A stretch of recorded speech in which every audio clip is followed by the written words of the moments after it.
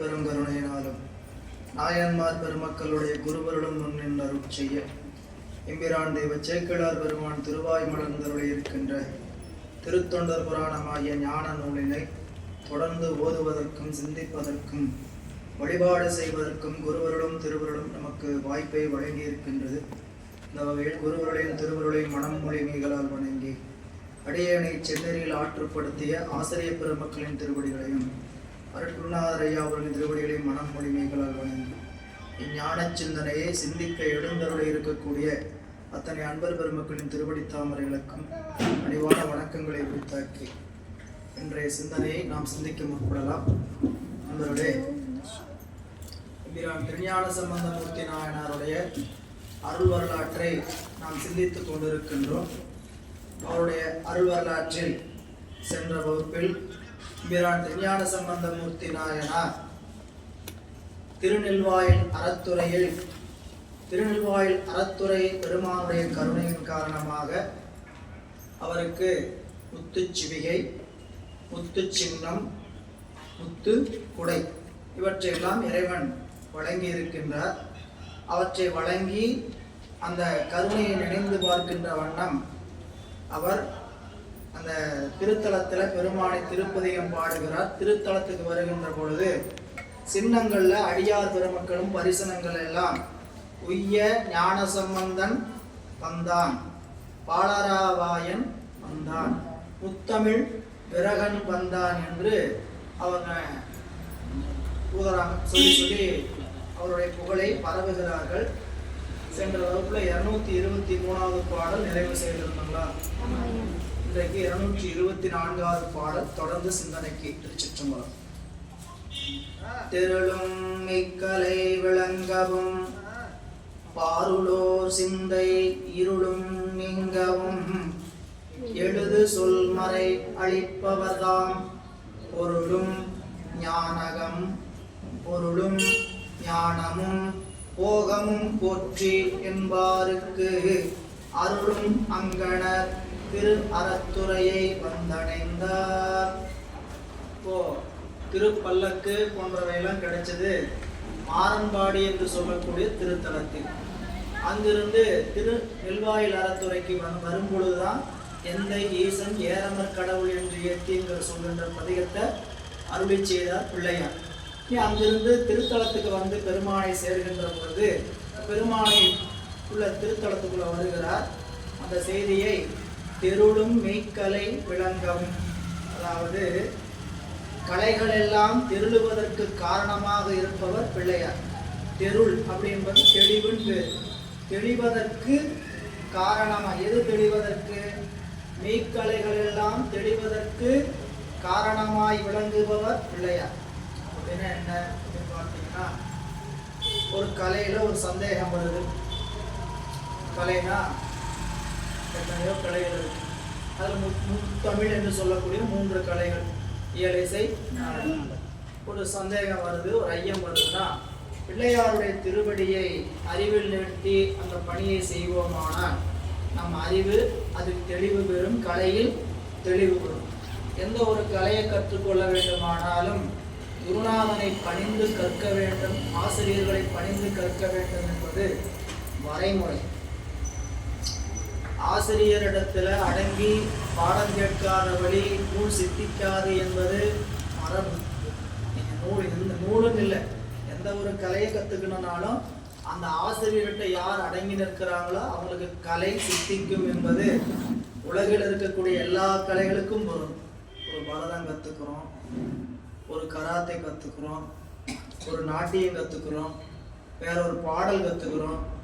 எதை கற்றுக்கொண்டாலும் ஆசிரியருடைய அறிவுக்கு மேலாக நாம் சிந்திக்கிறோம் என்று நினைக்கக்கூடாது. நினைப்பு வந்தாலும் நீங்க இப்படி சொல்றதோடு இப்படி சொல்லலாம்ல அப்படிங்கிற நினைப்பெல்லாம் வரக்கூடாது. சரிங்களா? அது என்ன அப்படின்னு கேட்டீங்கன்னா, அது குரு மரபு. அப்படித்தான் நமக்கு பெரியவங்க காட்டி இருக்கிறாங்க. ஆசிரியரிடத்துல அடங்கி பாடம் கேட்க வேண்டும். அப்படிதான் நம்ம மரபு எல்லாமே. நீங்க வழி வரக்கூடிய அத்தனை மரபுமே பார்த்தீங்கன்னா ஆசிரியரோட மாணவன் ரொம்ப கெட்டிக்காரா இருப்பார். ஆனாலும் ஆசிரியரிடத்துல அடங்கிதான் இருப்பாங்க. மற்ற இடத்துல அவருடைய ஞானம் விளங்கி தோன்றும். ஆசிரியரிடத்துல மாணவன் அடங்கிதான் இருப்பார். சிவஞான சித்தியாரை அருளி செய்த எம்பிரான் அருணந்தி சிவாச்சாரியாருக்கு சகலாகம பண்டிதர் என்று பெயர். அவருக்கு விட வயது குறைவு, அவங்க குலகுருவாக இருக்கக்கூடியவர். அத்தனை இருந்தாலும் மெய்கண்டார் இடத்துல அடங்கி இருந்தார் அருணந்தி சிவாச்சாரியர். எனவே அந்த வகையில இங்க தெருளும் மெய்க்கலை விளங்கவும் பாருளோர் சிந்தை இருளும் நீங்கவும், மெய் ஞானத்தை உணர்பவர்களுக்கு தெளிவு கிடைப்பதற்கும் உலகத்தில் இருக்கக்கூடியவங்களுடைய இருள் எல்லாம் நீங்குவதற்கும் எழுதும் சொல் மறை அளிப்பவர் தான். திருஞான சம்பந்தர் கொடுத்த தேவாரம் என்னன்னு கேட்டீங்கன்னா எழுதும் சொல் மறை. இந்த மறைனா வேதம். வேதம் எழுதாதது, அது எழுதாக்கிழவின்னு பேர். ஒருத்தர் சொல்ல அடுத்தவங்க கேட்டு கேட்டு சொல்றதே தவிர வேதம் ஒருவரால் எழுதப்பட்ட பொருள் அல்ல அப்படிங்கிறது சொல்லப்படுது.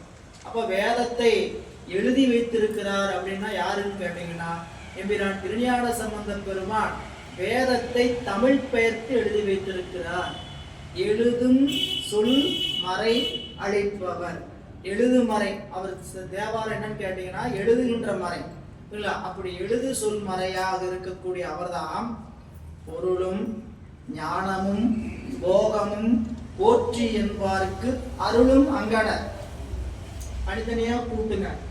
பொருள் வேண்டும் பெருமாட்ட வேண்டவங்களுக்கு கொடுக்கின்ற அங்கனர், ஞானம் வேண்டும் என்கின்றவர்களுக்கு கொடுக்கின்ற அங்கனர், போகம் வேண்டும் என்று கேட்பவர்களுக்கு கொடுக்கின்ற சொல்லியிருக்கிறார். பொருளும் ஞானமும் போகமும் போற்றி. போற்றின்னு வேண்டுதல். வேண்டுதல் அப்படிங்கிறத ஒன்றை வச்சோம்னா ஒருத்தர் எல்லாருமே ஞானம் வேணும்னா கேட்டுட்டு கோயிலுக்கு போறோம். எல்லாருக்குமே ஞானத்துக்காகவே கோயிலுக்கு போறோம். சரிங்களா? எத்தனை பேர்த்து இதுல ஞானம் வேணும்னு கேட்டு பட்டியல் எடுத்தோம்னா ஞானம்லாம் அப்புறம் பார்க்கலாங்க ஐயா. பொருள் ஏதாவது கிடைக்குமா? பொருள் கஷ்டம் நீங்குமா? பொருள் கிடைச்சாலும் அந்த பொருளை அனுபவிப்பதற்கான அனுபவம் கிடைக்கணும். அது ரொம்ப முக்கியமானது. சாமியிட்ட போய் அதை கொடுங்க இதை கொடுங்க இதை கொடுங்கன்னு கேட்கறதுக்கு மேல அதை அனுபவிப்பதற்கும் அதில் கொடுங்கன்னு கேட்கணும். சரிங்களா? நல்லா அரிசி தோட்டத்துல விளையணும், வயல்ல விளையணும், நல்லா போகம் எடுக்கணும், எல்லாம் வேண்டணும். விளைச்சல் ஓகோன்னு இருக்குது. மூட்டை மூட்டையா கட்டி கடையில் இருக்குது, வெளியே போக மாட்டேங்குது. சரிங்களா? போகம் அதுதான் போகம். அனுபவிச்சா தான் அது போகம். இப்போ அனுபவத்துக்கு தயாராகணும். இப்போ அனுபவம் கிடைக்காத ஒன்று பயனளிக்காது என்பது அனைவரும் தெரிந்தது. நம்மளுக்கு இறைவன் திருவும் மெய்ப்பொருளும் செல்வமும் எல்லாம் அவனே கொடுக்கிறான். பொன்னும் மெய்ப்பொருளும் தருவானே, போகமும் திருவும் இறைவன்கிட்ட. நம்ம திருமுறை படிக்கிறோம். திருமுறை படிக்கிறதெல்லாம் மனப்பாடம் ஆகணும்னு கேட்கணும். சரிங்களா? திருமுறை மனப்பாடம் ஆனா போதுமா? மனப்பாடம் ஆனது மனசுல நிற்கணும். எத்தனையும் கேட்கக்கூடிய ஒவ்வொன்றும் அவங்கள்ட்ட கேட்க, நம்ம என்ன கேட்கறோமோ நம்ம வரமுறையை பொறுத்து. பொருள் கேட்டோமா, பொருளை எப்படி கேட்கணும், எப்படிலாம் வேணுமோ அதை அப்படியே கேட்கணும். சாமி இதை கொடுத்தா மட்டும் பத்தாது, அனுபவிக்கிறதுக்கும் வாய்ப்பு கொடுக்கணும். சரிங்களா? இத்தனையும் கொடுக்கக்கூடிய பெருமான் பொன்னும் பொருளும் பொருளும் ஞானமும் போகமும் போற்றி என்பாருக்கு அருளும் அங்கனர். திரு அறத்துறையை அடைகிறார். கோபுர மணி நெடுவாயில் செய்து ஆக சந்தனித்திலச் சிவிகை நின்று எழுந்து தாழ்ந்து எழுந்து சிந்தை ஆர்வமும் மகிழ்ச்சியும் பொங்கி முன் செல்ல அந்தி நான்மதி அணிந்தவர் கோயிலுள் அடைந்தார். வந்தவர் கோபுர வாயிலை அடைந்தார். கோபுர வாயிலுக்கு பக்கம் வருதுன்னு தெரிஞ்சவங்க என்ன பண்ணிட்டாருன்னு கேட்டா அவருக்குள்ள வேற ஒரு புது உணர்வு. இறைவன் கொடுத்த சிவிகையில போய் கோயில் வாசல் வரை இறங்கக்கூடாது. வண்டியை கொண்டு கோயில் வாசல் வரை இல்லை, கோயிலுக்குள்ளே வீடு இடம் இருந்தா அப்படிங்கிற நினைப்புல நாம சரிங்களா நம்ம ஏறி போற வாகனத்துல என்ன பண்றோம்? வாசல்ல கொண்டு போய் நிறுத்துங்க. அதுக்கு மேல நடக்க முடியாது. சரிங்களா? நம் பெருமக்கள் எல்லாருமே அப்படித்தான். இன்றைக்கும் அடியார்கள் நந்தியம்பெருமானை தாண்டி வாகனத்தை பயன்படுத்த மாட்டாங்க. ராஜகோபுரத்தில் இருக்கக்கூடிய நந்தியம்பெருமானை தாண்டி வாகனத்தை பயன்படுத்த மாட்டாங்க.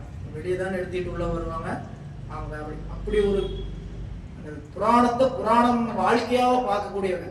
புராணத்தை கதையா கேட்டுக்கிட்டு பல பேர் நம்ம என்ன ஆயிடுறோம்னு கேட்டீங்கன்னா, நல்லா இருக்கு நாயன்மார்ல போய் வாழ்ந்துருக்கிறாங்க அப்படின்னு சொல்றோம். அதுல ஏதாவது பணி முடிஞ்சா நம்மளால எடுத்து செய்து கொள்வோம். ஆனா புராணத்தை வாழ்க்கையாகவே வாழக்கூடிய அடியார் பெருமக்கள் இருக்கிறாங்க.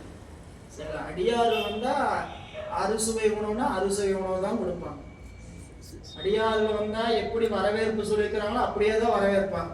சரிங்களா? எக்காரணத்து கொண்டும் வாங்க வாங்க உள்ள உட்காருங்க, வணக்கம் நம்பிச்சு வளர்த்துச்சு அப்படின்னே இல்லை. கொண்டு வந்து மனை புகுந்து குழாவு வாதம் விளக்கி மண்டு காதலின் ஆதனத்திட வைத்து அர்ச்சனை செய்தபின் உண்டி 4 விதத்தில் 6 சுவை தரத்தில் உப்பிடா அண்டநாயகர் தொண்டரிச்சையில் அமுது செய்ய அதுக்கும் தவம் வேணுங்க. சரிங்களா? வீட்டுக்கு அடியார் வர அளவுக்கு வீட்டுல நம்மளுக்கு தவம் இருக்கணும். வீட்டுல வாங்க அப்படின்னு அவங்க கூப்பிட்டு வாங்கன்னு சொல்ற அளவுக்கு தவம் இருக்கணும். வாங்கன்னு சொன்னாலும் வீட்டுல பாத பூசைகள் பண்றதுக்கு சரின்னு ஒத்துக்கிட்டாங்கன்னா அது அடுத்த தவம். அவங்களுக்கு 6 சுவையோட உணவு கொடுக்கறதுக்கு ஒத்துக்கிட்டாங்கன்னா அதுக்கு தவம். இதுக்கு எல்லாத்துக்கும் வீட்டுல செல்வம் இருந்துன்னா அது பெரிய தவம். சரிங்களா? எல்லாத்துக்கும் முக்கியமா என்ன வேணும்னு கேட்டா பணம் செல்வம் வேணும். சரிங்களா? இன்றைய நாட்கள்ல தொண்டர் அவங்க நாயன்மார்கள் செல்வம் இருந்தா தான் அதை செய்ய முடியும்னு நினைக்கல. இறைவன் திருவருள் செய்ய வைக்க நினைச்சாங்கன்னா நமக்கு அது இல்லாம செய்ய முடியாதுங்கிற உள்ளூர உணர்வு இருக்கு ஒரு இடத்துல. எனவே நாயனார் நம்ம சம்பந்தமூர்த்தி நாயனார் எப்படி வந்து கோபுர மணிநெடுவாயில் சேர்த்தார். கோபுர மணிநெடுவாயில் சேர்த்தா ரொம்ப தூரமா சந்த நித்தில சிவிகை நின்று இழிந்து தாழ்ந்து எழுந்து. சந்த நித்திவிகை சிவிகைனா பள்ளக்குல இருந்து கீழே இறங்குறது இழிந்து இறைவனை கோபுரத்தை தாழ்ந்து எழுந்து சிந்தையில் ஆர்வமும் மகிழ்ச்சியும் பொங்கி முன் செல்ல. பெருமான் செய்த கருணையை உள்ளூர நினைத்து உள்ளே செல்கிறார். பெருமானுடைய திருக்கோயிலுக்குள் வந்து சேர்கிறார். மண்ணு கோயிலை வலம் கொண்டு திருமுன்பு வந்து சென்னியில் கரம் குவித்து விழுந்து அன்பொடு திளைப்பார்.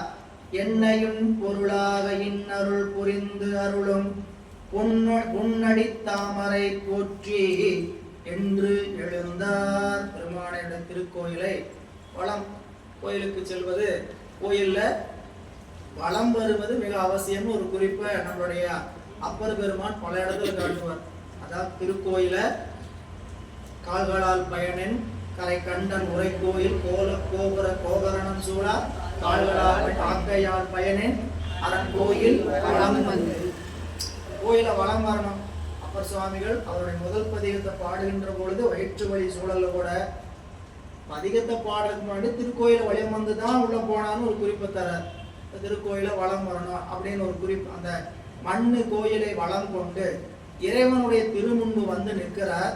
நின்று தன்னுடைய திருக்கரங்களை தலைமேல் உயர்த்தி குவித்து விழுந்து பெருமானே என்று அன்போடு திளைக்கிறார். அந்த அன்போடு திளைக்கும் போது என்ன சொல்லி திளைக்கிறார்னா, சாமி என்னையும் ஒரு பொருள் நினைச்சு எனக்கு பல்லாக்கு முத்து சின்னம் முத்துக்குடையெல்லாம் கொடுத்துருக்கிறீங்களே.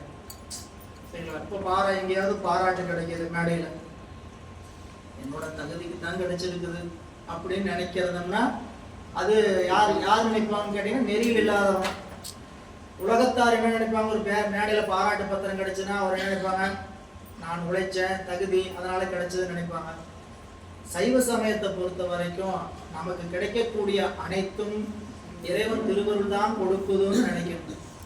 அதுதான் நெறி. அது பாராட்டா இருந்தாலும் சரி, வேறையா இருந்தாலும் சரி. சரிங்களா? அது தூற்றுதலா இருந்தாலும் போற்றுதலா இருந்தாலும் கொள்கை இறைவன் கொடுக்கிறார், நல்லா போடுங்க அப்படின்னு சொல்லி நம்ம என்ன பண்ணோம்? அதை திருவருளாக கருதணும். வந்தவாறு எங்கனே போமாறு ஏதோ மாயமாம் எதற்கு ஏதும் மயங்க வேண்டாம் சிந்தையீர் உமக்கொன்று சொல்ல கேள்வின். வந்தது எதுக்கு, எப்போ போறோம் ஒன்றும் தெரியாது. அதுக்குள்ள எனக்கு தான் இது நடக்கணும், எனக்கு தான் கிடைக்கணும், எனக்கு தான் தகுதி இருக்குதுங்கிற நினைப்ப கொஞ்சம் ஓர வச்சிடும். சரிங்களா? பணி செய்வது கடன், பணிக்கான அனுபவத்தையும் பலனையும் கொடுப்பது இறைவனினுடைய கடன். சரிங்களா? நம்ம வேலை செஞ்சு முடிச்சாச்சு, தொண்டை உதறிட வேண்டியதுதான். நம்மளுடைய பிள்ளையார் இவர் அவருடைய பாடலுக்கும் அவர் செய்யற திருத்துண்டுக்கும் அவர் பெருமான் செய்யற கருணையெல்லாம் தான் செய்யறதா கருளை. ஒரு அற்புதம் நடக்குது. இப்ப இறைவன் வந்து இப்ப நம்மளுக்கு திருவருள்னு சொல்ற வார்த்தை வருது, ஆனா அந்த திருவருள் தான் இதை செய்துங்கிற உணர்வுக்குள் என்ன போல அது படித்த நிலை தான். முயற்சி என்ன?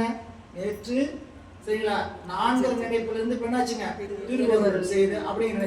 இனி அடுத்தது திருவருளை உணர்வுல கொண்டு வந்து சாமி கொடுத்துருவார் சரிங்களா. எங்கு அதான் இங்க சொல்ற, என்னையும் பொருளாக இன்னருள் புரிந்த அருளும் பொன்னடி தல தாமரை போற்றி என்று எழுந்தார் சாமிகிட்ட.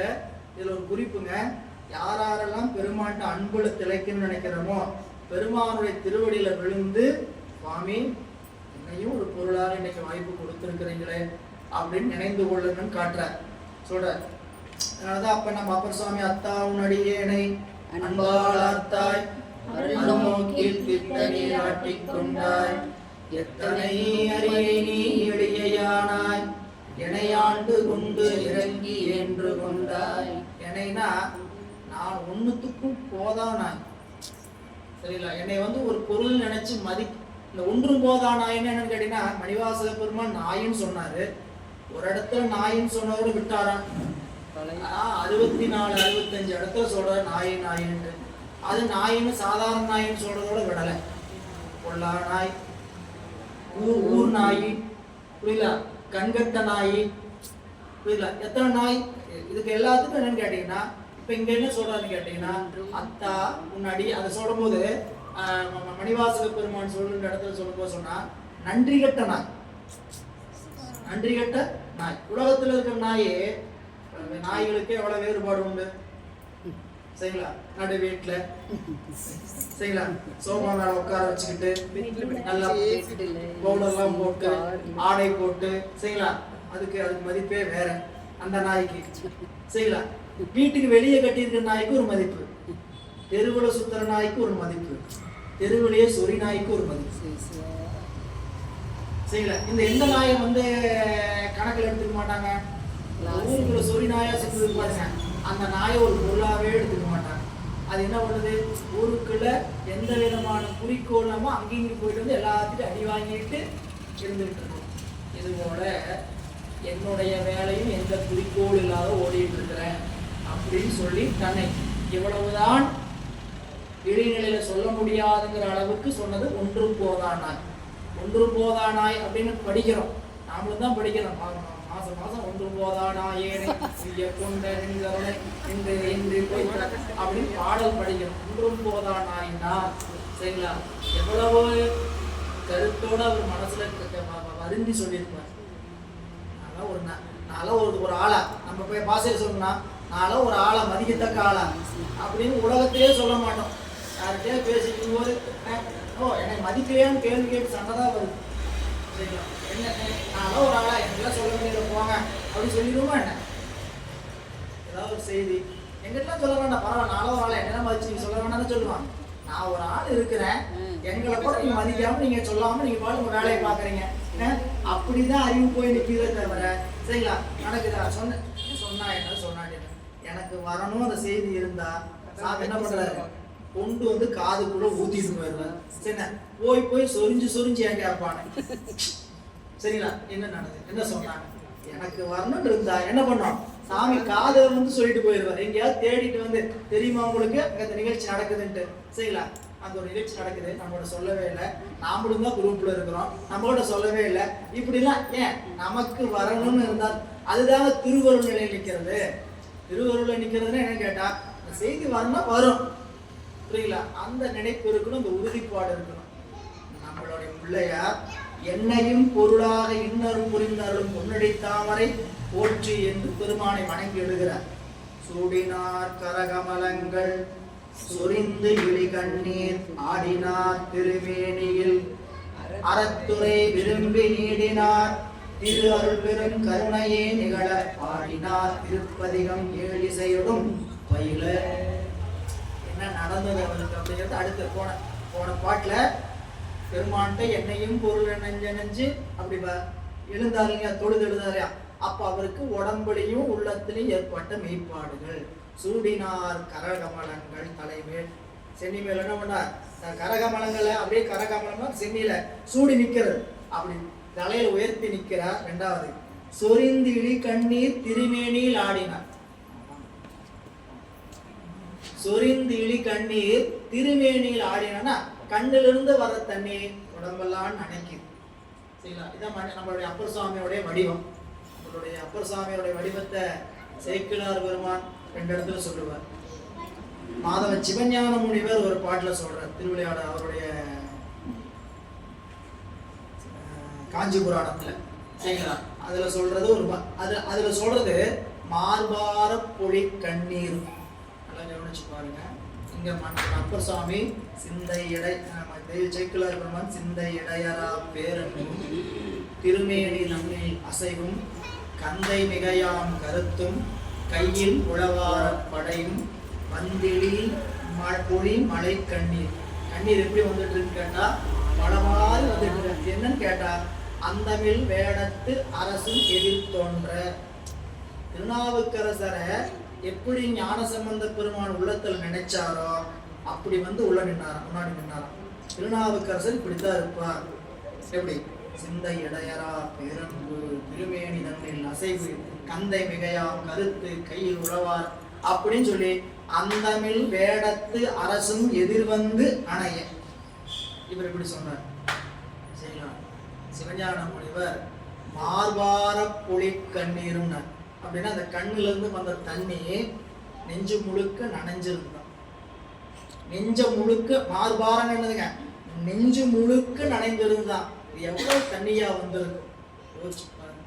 சாமியை நடந்தது அழுது துன்பத்தினால் இல்ல, துன்பத்தினால அழுதாலும் நமக்கு எவ்வளவு நேரம் தண்ணி வர, என்ன துக்கமா வேணா இருக்கட்டும், அழுது கண்ணீர் தீர்ந்து போயிருமே தவிர வீட்டுல எவ்வளவு பெரிய துன்பமான சூழலா இருந்தாலும் எவ்வளவு நேரம் அழுதுவோம்? 1 மணி நேரம், 2 மணி நேரம், 3 மணி நேரம் அழுக வரும், கண்ணீர் வரும்.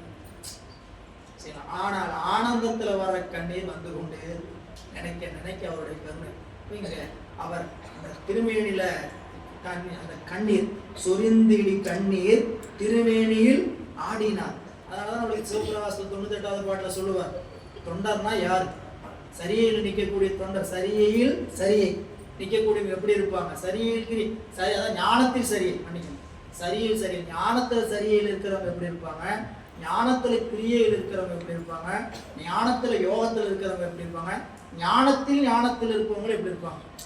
சரி, ஞானத்துல சரியில் இருக்கிறவங்க எப்படி இருப்பாங்க கேட்டா தொண்டர்களை கண்டாலும் சிவபெருமானுடைய திருமேனியை கண்டாலும் இந்த காட்சியை தேவர்களாலும் பார்க்க முடியாது என்று கைகளை உச்சி மேல குவித்து உடம்பெல்லாம் கண்ணீர் நனைஞ்சு நிற்பாங்க.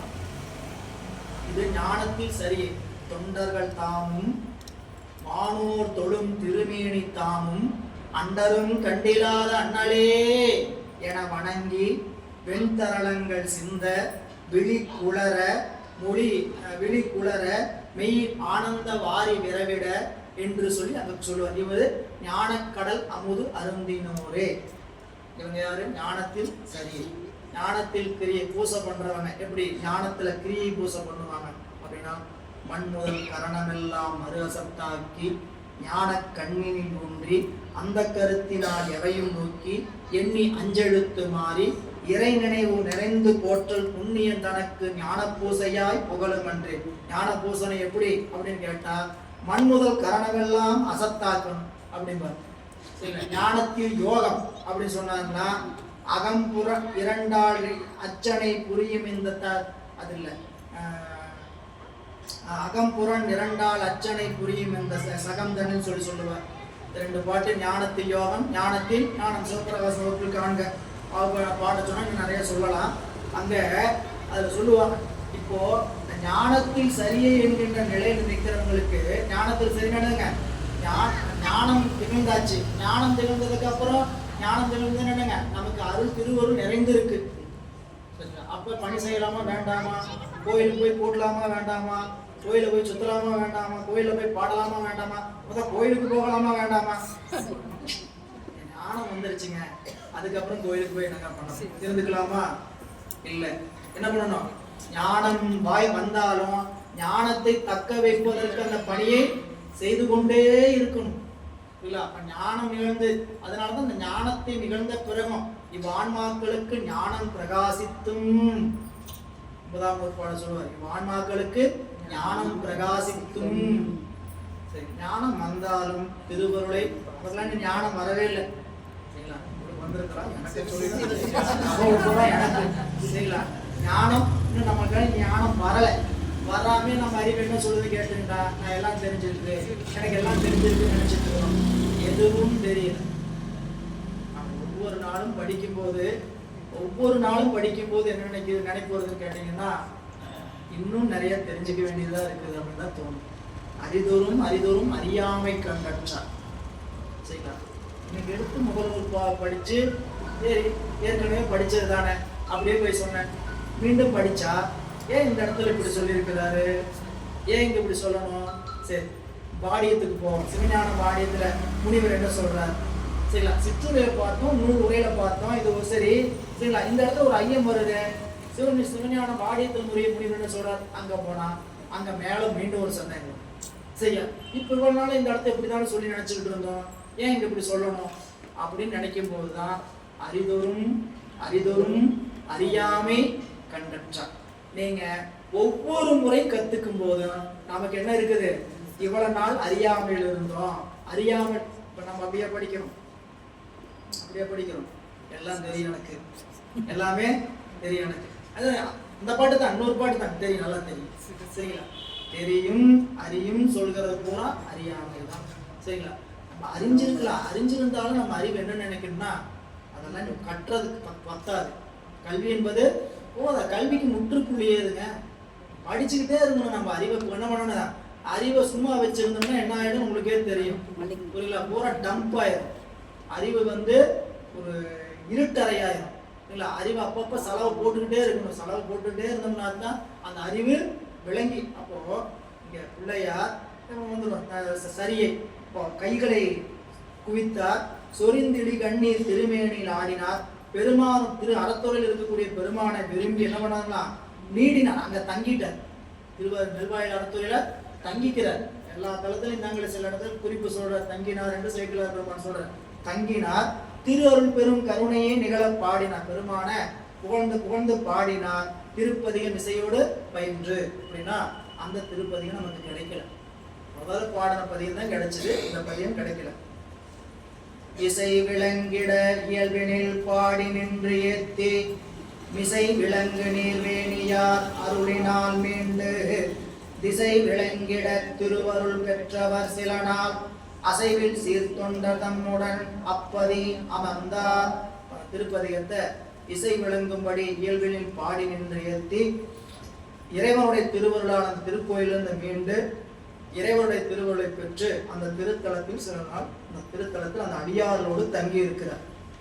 தேவர் தம்பிரான் திரு அறத்துறையினில் இறைஞ்சி மேவு நாள்களில் விமலனார் நெல் வெண்ணெய் முதலாக தாவில் அன்பர்கள் தம்முடன் தொழுது பின் சண்பை காவலர் அருள் பெற்று உடன் கலந்து மீண்டு அணைந்தார்.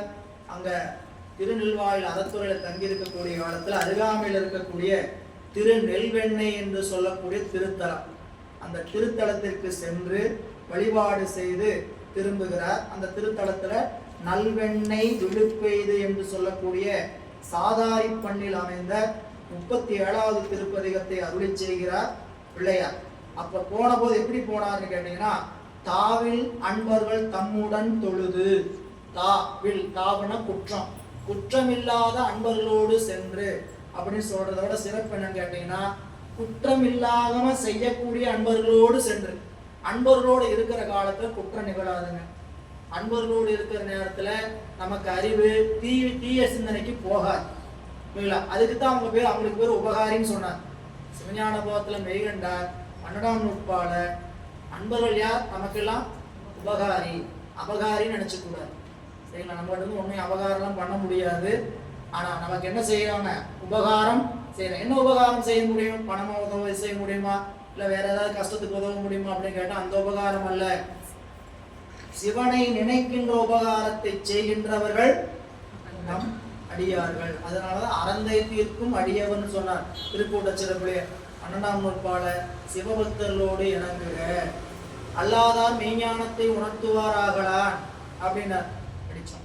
எனவே இங்க சொல்றார், அசைவில் சீர்தொண்ட தம்முடன் அப்பதியில் இருந்து கொண்டு பக்கத்துல திரு நெல்வெண்ணெய் முதலாக தாவில் அன்புற தம்முடன் தொழுது பின் சண்பையினுடைய காவலராக விளங்கக்கூடிய நாயனார் இறைவனுடைய அருள் பெற்று மீண்டும் வந்து திருநெல்வாயில் அறத்துறைக்கே வருகிறார். விலங்கு வேணுபுற திருத்தோணி வீற்றிருந்த களம்புல் கண்டதம் காதலியாருடன் கூட உளம் கொள புகுந்து உணர்வினில் வெளிப்பட உருகி வளம்புல் பும்புணல் புகழி மேல் செல மனம் வைத்தார். திருநெல்வாயில் அறத்துறை தங்கிட்டு இருக்கும் போது பிள்ளையாருக்கு ஒரு கனவு வருதுங்க. கனவுல திருத்தோணி பெருமான் தோணிபுரநாதரும் திருநிலை நாயகியும் தோன்றி உள்ளத்துல காட்சி கொடுத்தாங்களாம். சாமி உடனே சீர்காழிக்கு போகணும்னு நினைப்பு வந்துச்சு. அந்த பாடல விலங்கு வேணுபுற திருத்தோணி வீற்றிருந்த, திருத்தோணிபுரம் என்று சொல்லக்கூடிய சீர்காழியில் அமர்ந்திருக்கக்கூடிய களம்புல் கண்டர் திருநீலகண்டர் நம் காதலியாருடன் கூடி உளங்குள புகுந்து அது என்ன செஞ்சாங்களாம், உணர்வினில் வெளிப்பட. உலகத்துல கனவுல வந்தாச்சு, கனவுல கண்டது காட்சிக்கு வரணுமே, நனவுக்கு வரணுமே. நமக்கு அங்கதான பிரேக். கனவுல கண்டதெல்லாம் நல்லா இருக்குது, அடாடா சரிங்களா, எவ்வளவு கனவு நல்லா, நான் ராஜா மாதிரி ஆனேன் அப்படின்ட்டு, நான் ஒரு நாட்டையே ஆண்டேன் அப்படின்லாம் கூட கனவு வருது. இது நெஜத்துல வருதான்னு கேட்டா அந்த நினைப்போட வர மாட்டேங்குது இல்ல. சில பேர் கனவு நினைவு சில காட்சி வரும், கனவு பார்க்கும்போது அப்படியே நல்ல தெள்ள தெளிவா படம் ஓடும் சரிங்களா. கனவுக்கு வரும்போது அப்படியே காட்சியெல்லாம் மறைஞ்சு நல்ல கனவு இதெல்லாம் சின்ன சின்னதா தெரியும். இதுக்கு காரணம் நம்மளுடைய கருவிகள் எல்லாம் மாயா சம்பந்தப்பட்டிருப்பது தான். அவர்களுக்கெல்லாம் கனவுல நனவுல திரும்பி அதே மாதிரி காட்சி கிடைக்கிறதுக்கான அந்த கருவிகள்லாம் அருட்கருவியாக இருப்பதனால. அதுதான் சொன்னார், இறைவனுடைய அந்த அருள் வந்து நமக்கு திருமேனியாகும் சரிங்களா. நமக்கு திருமேனி வந்து இப்போ மாயா சம்பந்தமுடைய திருமேனி. இந்த மாயா சம்பந்தமுடைய திருமேனி தான் என்னவா மாறும், அருள் திருமேனியாக மாறும். எப்போ அப்படின்னா தவத்தினில் நிற்கும் பொழுது.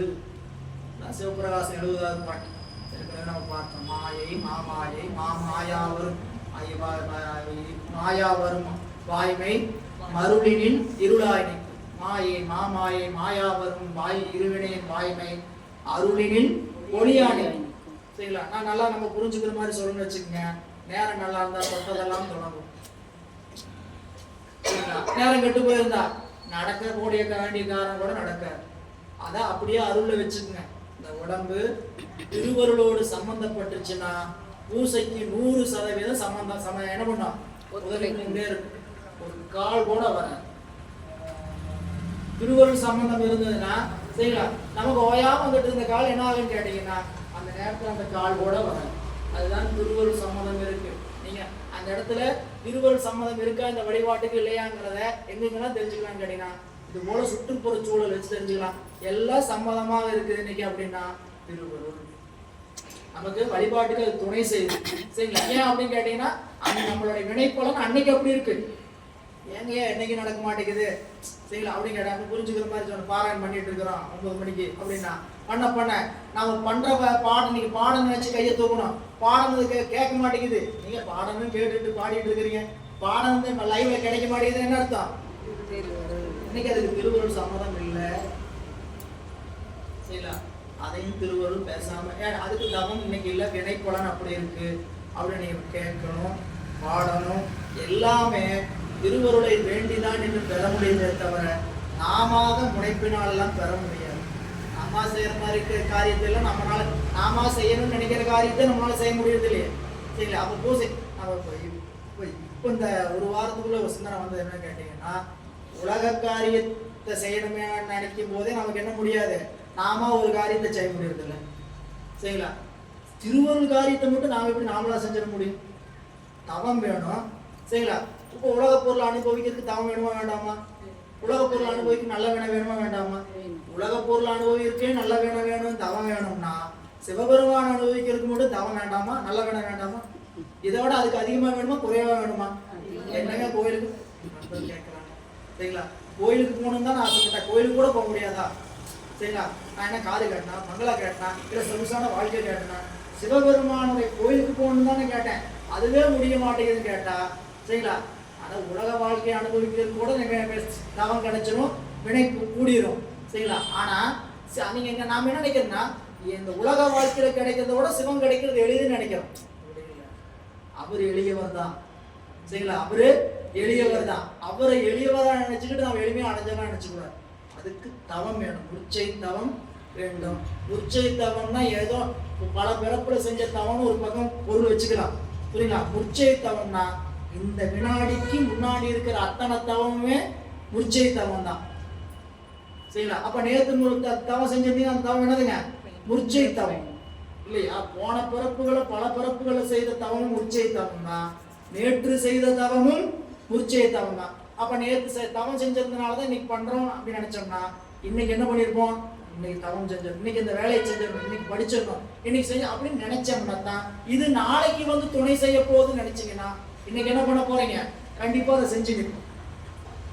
அப்போ இங்க சொல்ற அத்திருப்பதியில் இருந்து விலங்கு வேணுபுற திருத்தூணி வேற்றிருந்த அந்த பெருமான் கனவுல கூட உணர்வில் வெளிப்பட்ட காரணத்தினால உருகி வளங்கொள் பூம்புணல் புகழிமேல் செல மனம் வைத்தார். மனம் வழிபாட்டுல அங்க திருக்கோயில் நெல்வாயில் அறத்துறை சுத்திட்டு மீண்டும் திரும்பி சீர்காழிக்கு புறப்படுகிறார் பிள்ளையார்.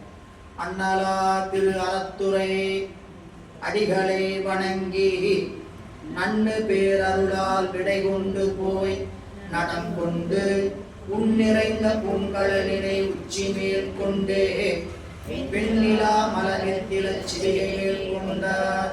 அறத்துறை அடிகள் பெருமானை வணங்கி அவருடைய கருணையின் காரணமாக விடைபெற்று இறைவனுடைய ஆடுகின்ற திருவடியை உள்ளத்தில் உச்சியிலும் கொண்டு ஆடுகின்ற திருவடிகளை நடம் கொண்டு உண்ணி, நடம் கொண்டு உண்ணினா இறைவன் ஆடுகின்ற அந்த திருநடத்தை நினைத்து அந்த உன்னிறைந்த பூங்கடலினை உச்சி மேல் கொண்டு. உச்சி மேல் அப்படின்னா திருவருள் தான் நமக்கு செலுத்துது. நீங்க சிவபிரகாசத்துல முதல் பாட்டு படிச்சீங்கன்னா ஓங்கொழியார் அருள்ஞான மூர்த்தியாகி உலகெல்லாம் அளித்தருளும் உமையம்மை காண தேங்கமலும் மலரிதழை திங்கள் கங்கை திகழறவும் மலசடை மேல் சேர வைத்து நீங்களரும் பவத்தொடர்ச்சி நீங்க மண்புள் நின்று இவையோர் துதி செய்ய நிறுத்தம் செய்யும் பூங்கமல மலத்தாள்கள் சிரத்தின் மேலும் குந்தியிலும் உற வணங்கி போற்றல் செய்வான். நடராஜ பெருமானுடைய பாதத்தை என்னுடைய குந்தியிலும் உச்சியிலும் வச்சு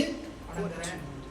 சரிங்களா? மாதவ சிவஞான முனிவருடைய துதி அப்படிதான் சொல்லுவார். நம்மளுடைய மாதவ சிவஞான முனிவரோட துதிய கச்சிபு சிவாச்சாரியா பின்னாடி வந்து சொன்னபோது என்ன சொன்னார்? கருணை ஒளி திருமுகத்தில் திருநீற்றுவரும் கண்டாரை வசப்படுத்த கனிந்தவாய் அழகும் பெருமிதரு துறவோடு குறை உலத்தின் பொறுத்தே பிஞ்சங்கனார் வளர்த்தாளர் பிரியாத மனமும் அறிவினர்கள் அகலாத ஞானமே வடிவம் வளத்துரசை சிவஞான மாமுனிவன் வளர்த்தால் ஒரு பொழுதும் நீங்காமல் எமது உலகத்தில் எம் சிரத்தில் போதினின் நாவிடும் எண்ணிலும் முந்தி வைத்தே எப்படி வணங்கி குருநாதர் வணங்கி இருக்கிறார். நூல் விளங்கலைன்னா எப்படி வழங்கும்? குருநாதர் எப்படி வணங்கி இருக்கிறார்? என்னோட நெஞ்சத்துல என்னுடைய சிரத்துல நான் சொல்ற சொல்லுல எல்லாத்தையும் அவருடைய திருவடிய உலமாற வணங்கி சொல்றேன் அப்படின்னா அதுதான் குருவருள் பெறுவதற்கான வழி. குருவருள் இல்லைன்னா திருவருளை இறங்கவே முடியாது. ஏங்க நீங்க நூல் படிக்கிற சேக்கிழார் பெருமான உள்ளத்தில் நிறுத்தணும். எந்த நூல் எடுக்கிறீங்களோ அந்த நூலுக்கான ஆசிரியர் அருளாளரை உள்ளத்தில் நிறுத்தி தான் படிக்கணும். அவங்களோட பெருமை அவங்க எப்படி கிடைச்சாங்க, சரி அவங்க இத்தனை பாடி வச்சுட்டு போனாங்களே யாருக்காக, எல்லாம் உலகத்துல வரணும். எனவே இங்க பிள்ளையார் அப்படி உச்சி மேல் கொண்டு வெண்ணிலா மலர் நித்தில, அதாவது முத்துக்கள் பதிக்கப்பட்ட சிவிகை பல்லக்கில் ஏறி புறப்படுகிறார். சிவிகை முத்தினில் பெருகு ஒளி திசையெல்லாம் விளங்க கவிகை மென்மதி குளிர் ஒளி கதிர் செய்வான் கலப்ப குவிகை மேல் கொண்டு மறையவர் புனலையிட்டு ஆட புவி கைமாறுகின்றி போற்ற வந்து அருளினார் போந்தார். இப்போ அவர் புறப்பட்டு வர்ற பல்லாக்கு கூட அவர் வர்ற திசையெல்லாம் வெடிச்சு வரணும். பிள்ளையாரே உலகத்துக்கு ஞான ஒளி பரப்ப வந்த சூரியன், சரிங்களா? அப்படிப்பட்டவர் ஏறி வர்ற பல்லாக்கு எப்படி இருக்குன்னு கேட்டா அது அதுக்கு மேல விளக்கு போட்டு வருது, சரிங்களா? சுத்தியும் போக்கஸ் லைட் தான், எல்லா பக்கமும் அப்படியே மின்னுது. அது அதான் சொல்ற சிவிகை முத்தினில் பெருகு ஒளி திசையெல்லாம் விளங்க, விளங்கும் பொழுது கவிதை வெண்மதி துளி ஒளி கதி செய்வார் கலப்ப. அது என்ன பண்ணுச்சுன்னு கேட்டீங்கன்னா அவருடைய பல்லாக்கில் இருக்கக்கூடிய ஒளியும் இயல்பா இருக்கக்கூடிய மதியினுடைய ஒளியும் ரெண்டும் என்னாச்சுன்னா இந்த நிலாவினுடைய கதிர் ரெண்டும் கலந்ததனால குவிகை மேற்கொண்டு மறையவர் புனலையிட்டு ஆட. எங்க காட்சி பார்க்கலாம்? அண்ணாமலைக்கு பௌர்ணமி சுட்டும் போது பார்த்தீங்கன்னா இந்த ஒரு காட்சி கிடைக்கும். சரிங்களா? இது எல்லாரும் அனுபவிச்சிருப்பீங்களான்னு தெரியாது. பௌர்ணமி நிலவுல அப்படியே கிரிவலம், சரிங்களா? கிரிவலத்துல சுற்றி இருக்கக்கூடிய அந்த ஞான ஒளியை பரப்பி செல்லக்கூடிய அந்த சாதுக்கள், சித்தர்கள், அவங்க சில இடத்துல அந்த இடத்துல நிற்கக்கூடிய காட்சி சில பேருக்கு கிடைக்கும். எல்லாருக்கும் கிடைக்கிற அளவுக்கு வாய்ப்பு இல்லை. அந்த இப்போ நாம யாரை நோக்கி நிற்கிறோமோ அதை நோக்கி தான் நமக்கான பயணம். சரிங்களா? நாம எதை விரும்பி நிற்கிறோம்? திருவண்ணாமலை போய் சுத்திட்டு வந்தேங்க. கிரிவலம் எதுக்கு போய் சுத்திட்டு வந்தீங்க? எல்லாரும் சுத்துறாங்க. திருவண்ணாமலை போயிட்டு வந்தீங்களான்னு கேட்டா உடனே என்ன கேட்டாங்க? கிரிவலம் போனீங்களா அப்படி கேட்டாங்க. அதனால அதுக்காக என்ன பண்ணிடலாம், சுத்திட்டு இதுக்காக சுத்துறவங்க சில பேர். சரிங்களா? சில பேர் தினந்தோறும் கிரிவலம் போறவங்க இருக்கிறாங்க. திருவண்ணாமலை தினந்தோறும் திருவண்ணாமலையில் வேலைக்கு போகாம அது அவங்களுக்கு வேலை நீங்க நினைச்சிடக்கூடாது. அவருக்கு மலை சுத்துறதா வேலைங்க நினைச்சுக்காதீங்க. காலையில் 4 மணிக்கு எழுந்திருப்பாங்க, 8 மணிக்கு கிரிவலம் முடிப்பாங்க, வந்து பூசை செய்வாங்க, 10 மணிக்கு வேலைக்கு போயிடுவாங்க. பள்ளிக்கூடத்துல ஆசிரியரா இருக்கிறாரு, வங்கியில மேலாளர், வங்கியில பணியாளராக இருக்கிறார். வேலை இல்லாம மலையை போய் சுத்திட்டு இருக்கிறான்னு நினைச்சுக்கணும். அப்படி சுத்துறாங்க. அது போல தவத்தை நோக்கி ஓடுறவங்களுக்கு தவத்துக்கான காட்சி கிடைக்கும். நம்ம முதல் கேட்டிருக்கிறோமா, எனக்கு இப்படி காட்சி கிடைக்கும் கேட்டிருக்கிறோமா? கனவுலையாவது முருகப்பெருமானே வேலை காட்சி கூட எதையா கேட்டு படுக்கிறோம்? ஒன்றும் கிடையாது. நம்ம படுக்கிறோம், தூங்குறோம், அவ்வளவுதான். சரிங்களா? தூக்கம் வந்தா சரி, அவ்வளவுதான். வேண்டுதலே இல்லையே. பெருமானை தரிசிக்கணும், அந்த காட்சியை காணணும் விருப்பமே இல்லையே. விருப்பமே இல்லாத விஷயத்துக்கு பெருமான் எப்படி முதல் உதவுவார்? சரிங்களா? நமக்கு விருப்பம் இல்லாதவங்க கொடுத்தா விரும்பி அனுபவிக்குமா என்ன? சாப்பிடும் போது விரும்பி கொடுக்க சாப்பிட்றது கேட்டா கொடுத்தவங்க சாப்பிடுவோம். சரிங்களா? விருப்பம் இல்லாத பொருள் கொடுத்தா எனக்கு வேண்டாம். சரிங்களா? திருவருளே இப்ப நம்மளுக்கு விருப்பம் இல்லாத பொருளா தான் இருக்கும். என்ன பொருளான்னு கேட்டீங்க, அதையெல்லாம் இப்ப தரிசிக்கணுங்கிற ஆசையெல்லாம் அறிவுக்குள்ள அட்டலை. அந்த உணர்வோடு இருக்கக்கூடியவர்களுக்கு அந்த காட்சி கிடைக்கும் போது அந்த பௌர்ணமி நிலவுலையும் அந்த ஒளி தனியா தெரியும். அதை அனுபவிக்கணுங்க. அனுபவிக்கிறவங்களுக்கு தான் தெரியும் அந்த காட்சியெல்லாம். சரி, இங்க வந்துருவோம்.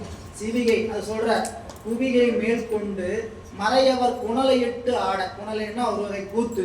அந்த கூத்துட்டு ஆட புவி கைமாறின்றி போற்ற வந்து அருளினார் போந்தார். இப்ப வந்திருக்கக்கூடிய பிள்ளையார் அப்ப எப்படிப்பட்டதுன்னு கேட்டீங்கன்னா, அவருக்கு இனி ஒரு கைமாறை ஒருத்தரும் செய்ய முடியாது. இந்த பூமி பிள்ளையாருக்கு ஒரு கைமாறை திருப்பி செய்யவே முடியாது. அப்படிப்பட்டவர் எல்லோரும் போற்றும்படி வருகிறார் திருநெல்வாயில் அறத்துறையிலும். ஏன்னா நீங்க யாராருக்கெல்லாம் கைமாறு திருப்பி செலுத்த முடியாது? இறைவனுக்கு கைமாறு திருப்பி செலுத்த முடியாது, குருநாதனுக்கு கைமாறு திருப்பி செலுத்த முடியாது, மலைக்கு கைமாறு திருப்பி செலுத்த முடியாது, ஆசிரியருக்கு கைமாறு திருப்பி செலுத்த முடியாது. கைமாறுன்னா திருப்பி பிரதி உபகாரத்தை எதிர்பார்க்கிறவங்களுக்கு தான் செலுத்த முடியும். அவங்க வேணும் அப்படின்னு நினைக்கிறவங்களுக்கு தான் நீங்க பிரதி உபகாரம் செலுத்த முடியும். இந்த பட்டியல வர்றவங்க பூரா ஒரு சூரியன், நீங்க பிரதி உபகாரம் எதிர்பார்த்தா நம்ம கோழியை கொடுக்குது, இவங்களுக்கு இவங்க எனக்கு வேண்டியவங்க. அதனாலதான் வள்ளுவர் ரொம்ப எளிமையா சொன்னார், கைமாறு வேண்டா கடப்பாடு, கைமாறு வேண்டா கடப்பாடு, மாறி மாட்டு எந்நாற்றும் கொல்லோ உலகு. கைமாறு வேண்டா கடப்பாடு மாறி மாட்டு எந்நாற்றும் கொல்லோ உலகு. கைமாற எதிர்பார்க்காத மழையின் இடத்துல இந்த உலகம் என்னத்தை கைமாற திருப்பி செலுத்த முடியும்? ஒன்றையும் செலுத்த முடியாது. அதனாலதான் நீங்க கைமாறுன்னு இறைவனுக்கு செலுத்த நினைச்சீங்கன்னா ஒன்னே ஒண்ணுதான், கொல்லா வினையேன் செலுத்தக்கூடிய. அதுல 2 வகையா நீங்க பிரிச்சு பொருள் செஞ்சிடலாம். கொல்லா வினையேன் புகழுமாறு உண்டறி. எனக்கு என்னங்க சாமி உங்களை புகழ தெரியும், எனக்கு வினை இருக்கு, அதனால நான் உங்களை புகழ்றதுக்கும் வினை தடை செய்துன்னு சொல்லலாம். இன்னொரு வகையில் கொல்லா வினையேன் புகழ்வதை தவிர மாறு ஒன்று அறியேன். புகழ்வதை தவிர வேறு ஒன்று, அதுதான் உங்களுக்கு நான் செலுத்தக்கூடிய கைமாறு. அப்ப இறைவனுக்கு கைமாறு செலுத்தணும்னா என்ன செய்யலாம்? புகழ்க செய்யலாம். வாக்குகளை கொண்டு இறைவனை புகழ்க. புகழ்தான் அவனுக்கான கைமாறு. எனவே புகழ் புவி கைமாறின்றி போற்ற வந்த அருளினார் போன்றார்.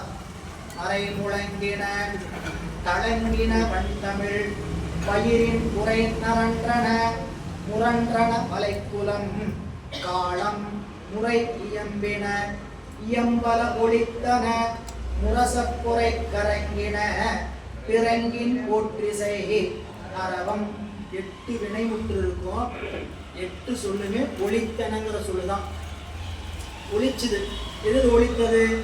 மறை ஒளித்தது, வன்தமிழ் ஒளித்தது, வயிறுனா கொம்புகள், ஊதுகின்ற கொம்புகள் ஒளித்தன, வளைக்குளம் கையில் அணிந்திருக்கக்கூடிய வளைக்குளம் அப்படின்னு வச்சுக்கலாம், சங்குன்னு வச்சுக்கலாம், சங்குகள் ஒளித்தன, காலம் எக்காலங்கள் ஒளித்தன, இயம்பல பல வகை வாத்தியங்கள் ஒளித்தன, முரசு பொறைகள் ஒளித்தன.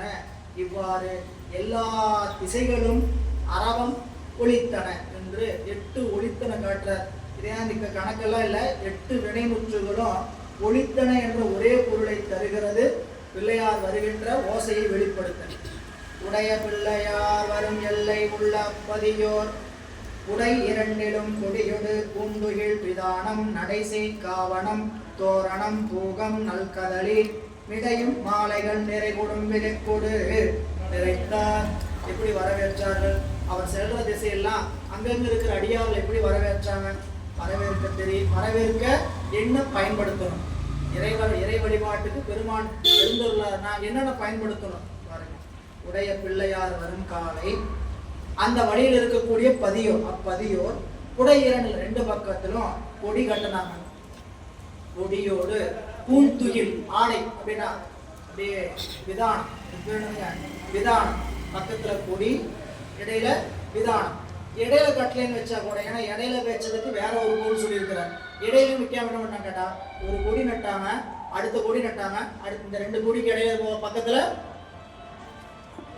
விதானம், அந்த படரக்கூடிய நம்ம சொன்னா பேனர், புரிஞ்சுக்கிற மாதிரி சொன்னா பேனர் சைடுல பேனர் கட்டினாங்க. அப்படி அடுத்தது சொல்ற பூந்துகில் விதானம் நடைசை காவணம். நடைசை காவணம்னா நடந்து போற இடத்துல நிழல் தருவதற்கான காவணம், இடையிடையில காவணம் வச்சிருக்கிறாங்க.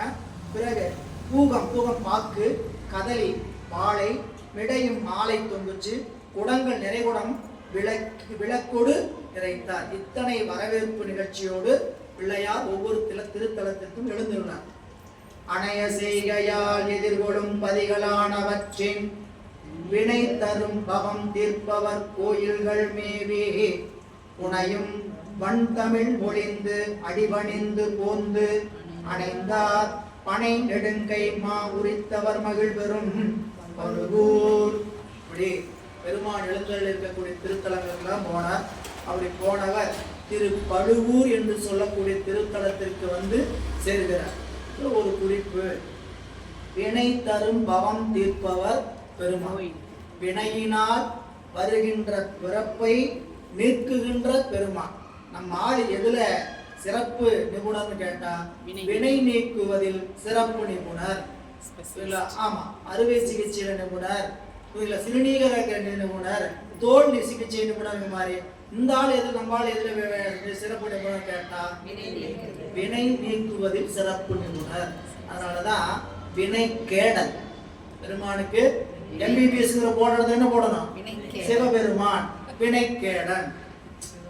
சரிங்களா? அப்படிதான் அவருடைய படிப்பு. சரிங்களா? அதுல இருந்து ரொம்ப ஸ்பெஷாலிஸ்டா படிச்சுட்டு வந்திருக்கிறாரு. அதனால வினை தரும் பவம் தீர்ப்பவர் பெருமான். வினை தரும் பவம் தீர்ப்பவர். திருக்கோயில் நன்னி என்ன பண்ணாங்களாம்? எல்லா திருக்கோயிலையும் வணங்கி திருப்பழுவூர் என்று சொல்லக்கூடிய திருத்தலத்திற்கு வருகிறார். இது காவிரி வடகரை திருத்தலங்கள்ல 55வது திருத்தலங்க.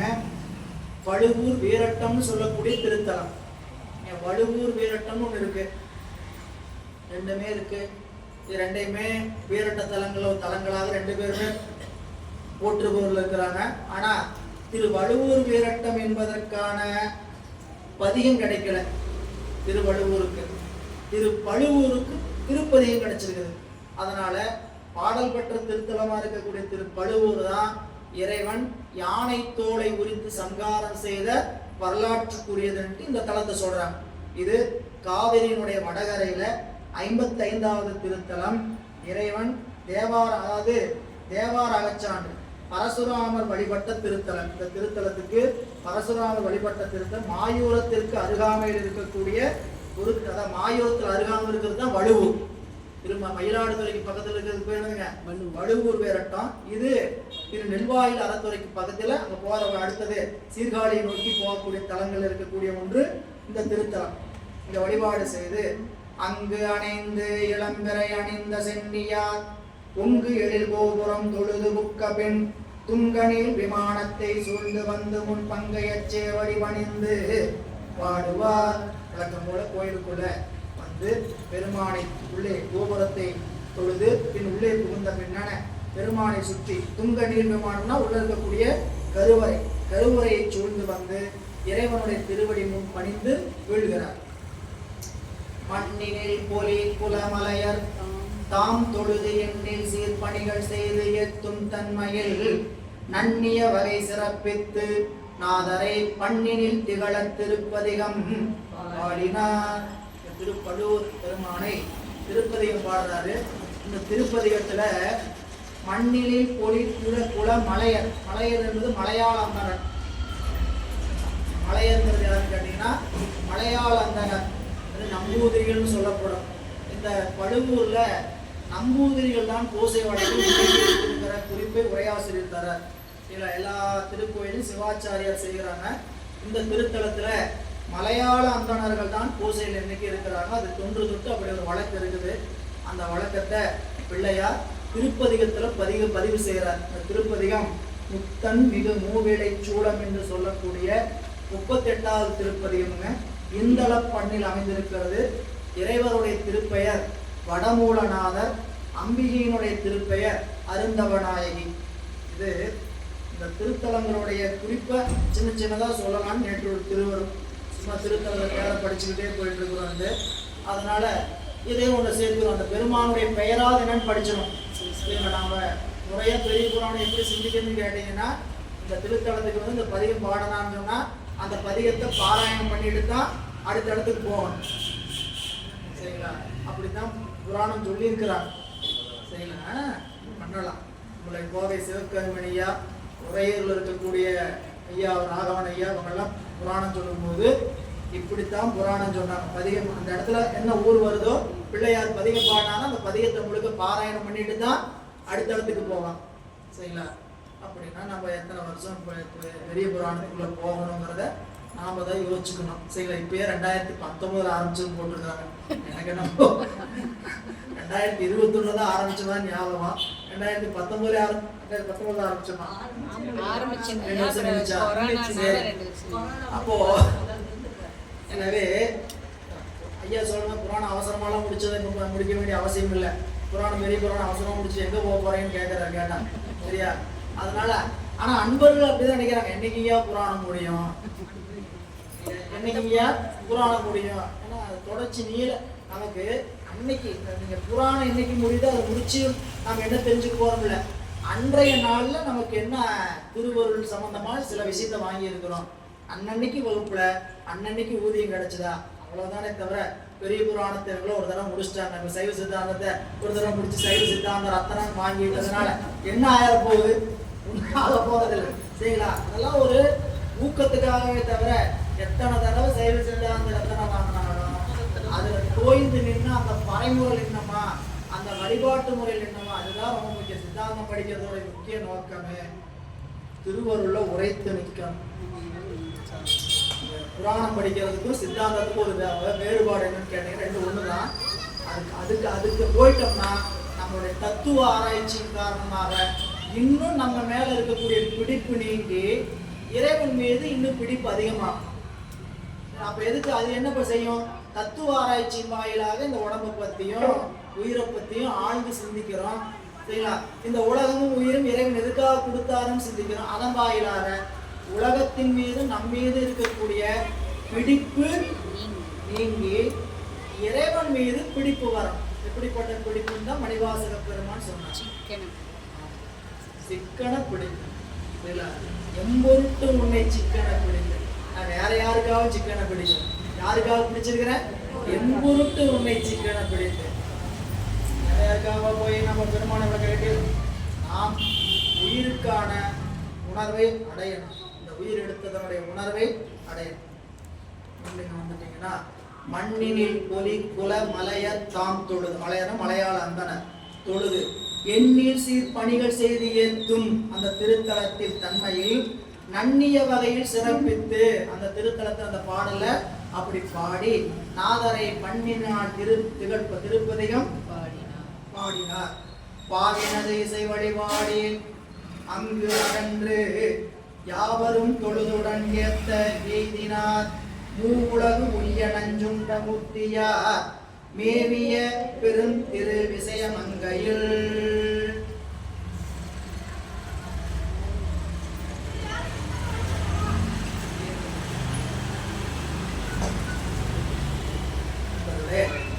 பாவினது இசை வழி திருப்பதிகம் எல்லாமே இசைப்பா வடிவில் தான் பாடியிருப்பாங்க.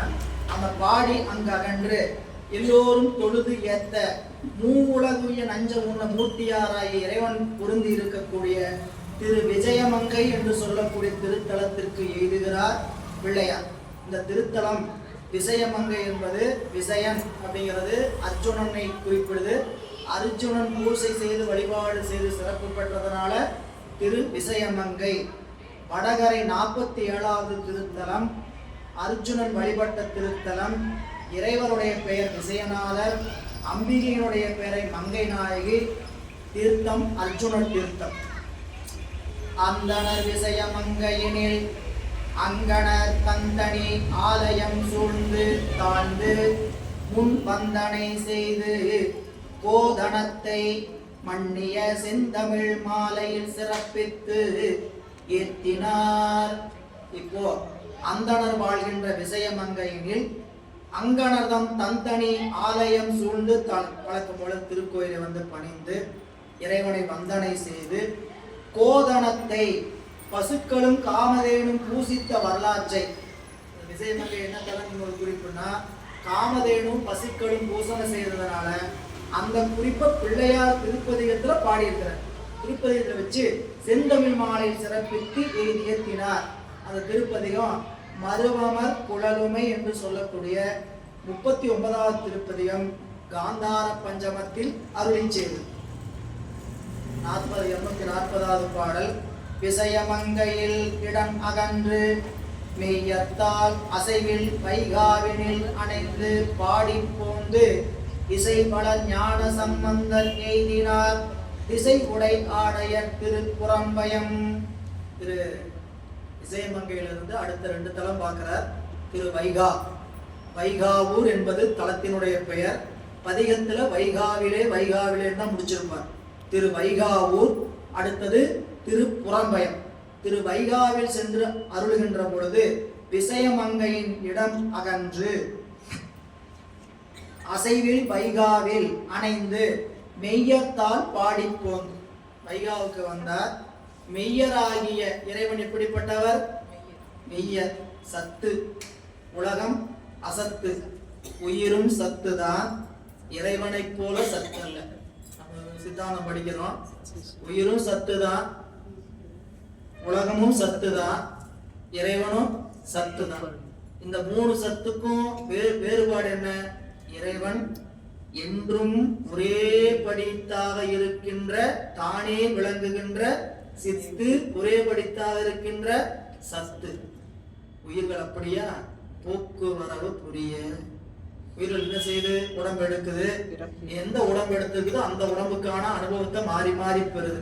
அதனால அது சத்தம் என்னாதுங்க? கெடுது. உலகம் பாசப்பொருள். இது என்னாவது? தோன்றுது, நிற்குது, அழியுது.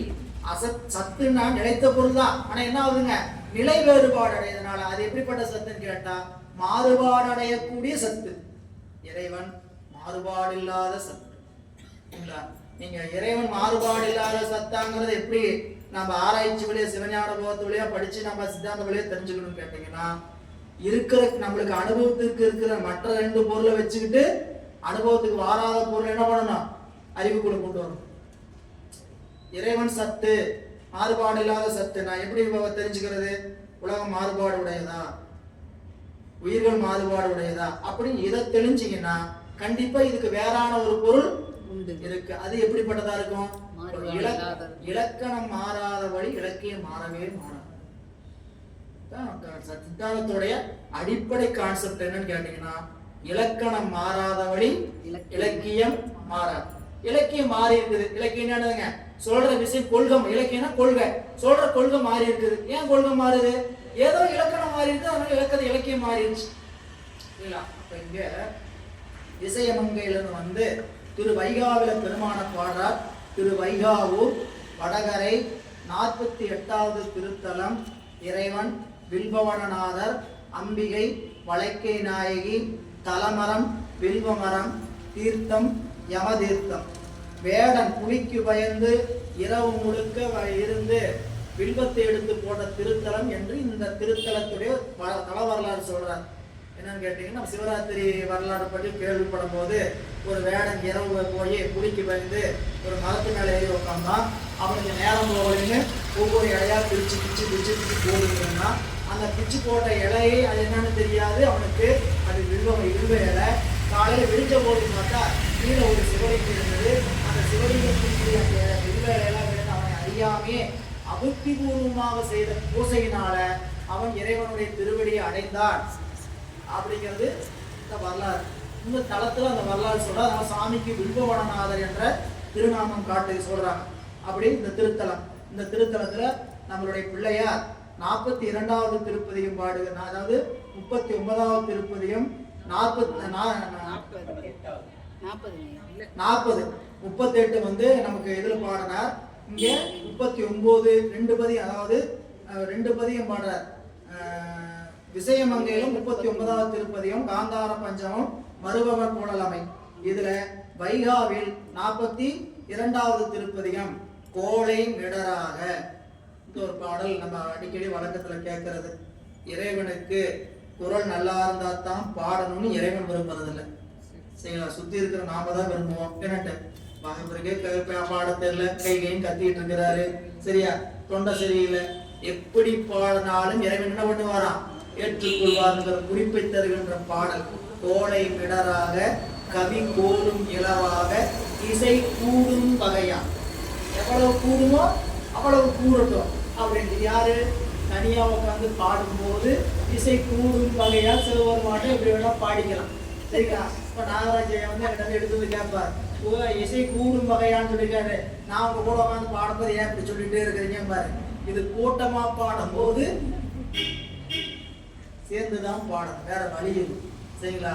தனியா பாடும்போது எனக்கு எப்படி வருதோ அப்படிலாம் என்ன பண்ணலாம்? பாட்டை இழுக்கலாம், சுருக்கலாம், என்ன வேணா பண்ணலாம். வேற வழி இல்லை. குருவா பாடுறது பல பேர் கேட்கறாங்க. சரிங்களா? கேட்கறாங்கன்னோட இது பதிவுக்கு போகும்போது ரொம்ப கேட்க கசியமா இருக்கு. சரிங்களா? நீங்க அதெல்லாம் வேற பக்கம் கேட்டுருந்தீங்கன்னா தெரியும். பதிவு பண்ணியிருப்பாங்க, போட்டதை கேட்டோம்னா ஒருத்தர் மட்டும் கத்திட்டு இருக்கு, தனியா தெரியும். சரிங்களா? இதெல்லாம் அது என்னன்னா நீங்க புரிஞ்சுக்கிறதுக்காக சொல்லணும். தாமோதர் ஐயா முற்றோதல் பண்றாங்க. மேடையில பாடுறதுக்குன்னு அந்த 5 பேர் தான். சரிங்களா? யாரு போய் உட்காந்து மைக் கொடுத்துருவாங்களா?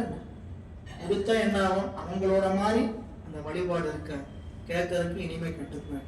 எனவே சரி, இந்த கோளை மிடராக கவி கோலும் இளவாக இசை கூடும், கவி கோலும் இளவாக இசை கூடும் வகையாக அப்படின்னு சொன்ன பதியம் இந்த பதியம். இசை வளம் ஞான சம்பந்தர் திசை உடை ஆடையர் திரு புறம்பயம் பெருகினார். சாமி திருப்புறம்பயம் வந்து சேரார். அந்த புறம்பயம் எப்படிப்பட்டதுன்னு கேட்டா, தன்னுடைய உடம்புல ஆடை இல்லாமல் இறைவன் 8 திசைகளையே ஆடையாக உடையதுனால அதுக்கு பேர் என்னதுங்க? புறம்பயம். அந்த திருத்தலத்துக்கு ஏன் புறம்பயம் அப்படின்னு பேருன்னு கேட்டீங்கன்னா, ஊழி பெருவல்லம் அந்த திருத்தலத்துக்குள்ள வராம நின்றுச்சான், புறமே நின்றுதான். அதனால என்னங்க? புறம் பயம். அதனால புறம்பயம். நம்முடைய சுந்தரமூர்த்தி நாயனாருடைய திருப்பதியும் அருமையா புறம்பயம் தொழ போதுமே, புறம்பயம் தொழ போதுமே அப்படிம்பார். புறம்பயத்தோட போதுன்னு என்ன? புறம்பயம் மட்டும் தொழுதீங்கன்னா போதும். புறம்பயத்தை தொழுதா மட்டும் போதும். அப்புறம் புறம்பயத்தை தொழலாம் போலாம் வாங்க, புறம்பயத்தை தொழ போலாம் வாங்க, 2 பொருள் சொல்லுவார். அப்போ இங்க புறம்பயம் அது இந்த ஊழி பெருவெள்ளம் உள்ளே வராமல் புறம் நின்றமையாளி பெயர் போந்ததுன்னு சொல்லி வரலாற்று குறிப்பு. அந்த வரலாறு சொல்லுகின்ற பொழுது திசை உடை ஆடையர் இறைவனுக்கு திகம்பரநாதர் அப்படின்னு ஒரு பெயர். திருப்புறம்பயத்தில் இருக்கக்கூடிய பெருமான் அங்க சொல்லுகின்ற பொழுது இந்த திருத்தலத்தில் பெருமான் பதியம் பாடுகிறார். வடகரையில் 46வது திருத்தலம். வடகரையில் 46வது திருத்தலம். பாடல் இந்தளப்பண்ல மரம் பயம் அலைந்தவர் என்று 41வது திருப்பதியும் பாடுகிறார். இறைவனுக்கு இங்க சொல்லுகின்ற பொழுது அந்த பிள்ளையாருக்கு பிரளயம் காத்த பிள்ளையார் என்று பெயர். கோயில குறிப்பு சொல்றாரு. பெருமானுக்கு என்ன பிள்ளையாருக்கு பிரளயம் காத்த பிள்ளையார் அப்படின்னு, பெருமானுக்கு திகம்பரநாதர் அப்படின்னு சொல்லக்கூடிய திருநாமம். அம்பிகையினுடைய பேர வடகரை 40 நான் எழுதுல சொல்றேன். புறம்பயத்து இறைவரை வணங்கி போற்றி செய் திறம்புரி நீர்மையில் பதிகச் செந்தமிழ் நிறம்பயல் இசையுடன் பாடி நீடிய அறம் தரும் செய்கை கொள்கையார் அமர்ந்து மேவினார். புறம்பயத்துக்கு தங்கிட்டார். புறம்பயத்து பெருமானை பண்ணினால் விளக்கமா சொல்றார். புறம்பயத்து இறைவரை வணங்கி போற்றி செய்கின்ற பொழுது திறம்புரி நீர்மையில், திறம் என்பது இதெல்லாம் குறிப்பு புரிஞ்சுக்கிறதுக்காக தானே தவிர இதை குறிப்பெடுத்து நீங்க நாம ஏதாவது பயன்படுத்த முடியுமானா தெரியாது. இசை வகை 4 கூறுபாடு. பண்ணமைதி அதுக்கு பேரு. பண்ணமைதி, திறம், திறத்திறம். சரிங்களா? அது என்ன பாடுகின்ற முறை. திறங்கிற பன்முறையிலேயே 16 வகை உண்டு. இந்த 16 வகை திறத்துல பாடுகிறார் என்று குறிப்பு தரார். இசை நுணுக்கம் அதுக்குள்ள வேண்டாம். திறம்பையில் இசையுடன் பாடி நீடிய அறம் தரும் கொள்கையார் அமர்ந்து மேவினார். இது ஒரு குறிப்புங்க. நீடிய அறம் தரும் கொள்கையார் எபிரான் திருஞான சம்பந்த மூர்த்தி நாயனார். நீடிய அறம், அறம் சொன்னா போதாதா? அறமும் உலகத்து அறம் வேற, சிவ அறம் வேறு. புரியல? உலகத்து அறம் நீடிய அறம் அல்ல, அது நிற்கும் அறம். ஒரு பிறப்புல போய் நம்ம செஞ்ச அறமெல்லாம் தர்மம்லாம் என்னவாயிடும்? தீர்ந்துடும். அது போய் நம்ம பசு புண்ணியத்தை போய் சொர்க்கம் போன்ற உயர்ந்த உலகங்கள் அனுபவிக்கும் பொழுது நாம சேர்த்து வச்ச புண்ணியம் எல்லாம் தீர்ந்துடும். அதனால தீர்ந்து போனால் அந்த அறம் நிற்கக்கூடிய அறம். ஆனா சிவ தர்மம் என்பது நீடிய தர்மம்ங்கிறதுனாலதான் என்ன சொல்றாருங்க, நீடிய அறந்தரும் கொள்கையார். பிள்ளையார் தருகின்ற தர்மம் எப்படிப்பட்ட தர்மம் அப்படின்னு கேட்டா நமக்கு சிவ தர்மம். அந்த தர்மம் எப்படி நீண்ட நாளைக்கு நிலைத்திருக்கக்கூடிய தர்மத்தை நமக்கு கொடுக்கிறவர் பிள்ளையார். எப்படி கொடுத்திருக்கிறார்? அதிகமா கொடுத்திருக்கிறார். அவர் கொடுத்திருக்கிற திருப்பதிகம் சிவ தர்மம். அதனால நீடிய அறம் தரும் கொள்கையார் அந்த திருத்தலத்தில் அமர்ந்து. ஏன்னா இறைவனுக்கு அறவாளி அந்தனன் ஒரு பேர். அறத்தையே தன் அறக்கடவுள். எப்படிப்பட்டவர்?